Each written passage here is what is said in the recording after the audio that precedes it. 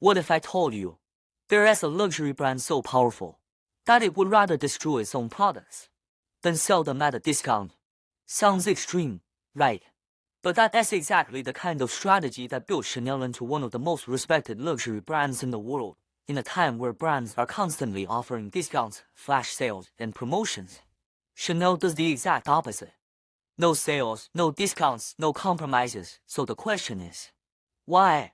Why would a brand willingly walk away from millions of dollars in potential sales? And how did this strategy turn Chanel into a luxury symbol? To understand this, we have to go back to the beginning, back to a woman who completely changed the fashion industry. Her name was Coco Chanel. When Coco Chanel started her journey in the early 1900s, fashion was complicated, uncomfortable, and heavily restricted. Women wore corsets, heavy fabrics, designs that looked elegant, but felt impractical. Chanel saw things differently. She believed luxury should be simple, comfortable, effortless, and that idea became her signature. She introduced clean designs, neutral colors, and functional elegance at a time when fashion was about excess. Chanel was about simplicity, and that made her different, but more importantly, it made her memorable. As the brand grew, Chanel didn't just sell clothing, it sold a philosophy, a lifestyle, a new definition of luxury. And this is where the strategy begins, because Chanel understood something very early on. Luxury is not about selling more, it's about being desired. And desire comes from one thing: exclusivity. Now think about how most brands operate today. They launch products, then offer discounts, then bigger discounts, until eventually, the product feels less valuable, because when people know something will go on sale, they wait, and the moment customers start waiting for discounts, the brand loses control. Chanel refuses to let that happen by never going on sale. Chanel protects its value. The price you see today is the price tomorrow, no exceptions. This creates trust, consistency, and most importantly, perceived worth, because in the world of luxury, price is not just a number, it is a signal of status, quality, and exclusivity. But Chanel takes the strategy even further. They don't just avoid discounts.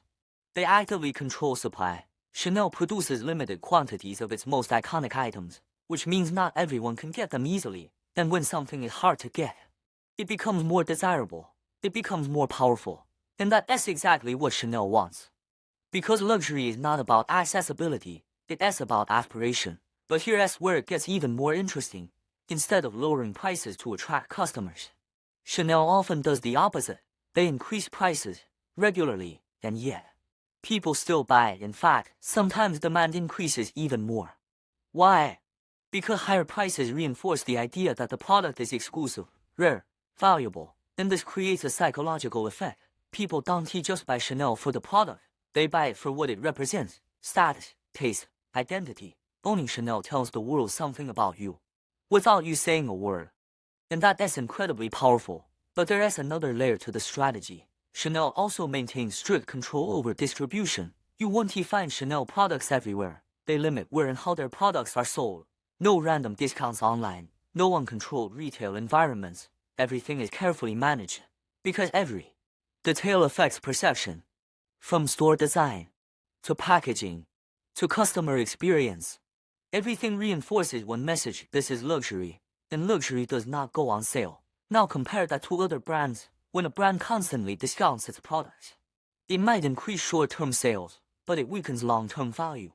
Customers stop seeing it as premium, it becomes ordinary. And in luxury, ordinary is the worst thing you can be. Chanel avoids that completely by saying no to discounts.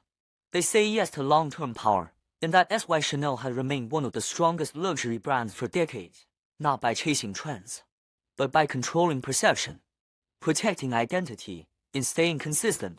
So the next time you see a Chanel product and wonder why it never goes on sale, remember, it is not a limitation, it is a strategy that turned a fashion brand into a global symbol of timeless luxury. Now I want to ask you something. Do you think brands like Chanel are worth the price? Or is it all just smart marketing? Let me know in the comments below. And if you enjoyed this video, make sure to hit that like button, subscribe to the channel, and turn on notifications, because the next story might completely change the way you see money, branding, and power.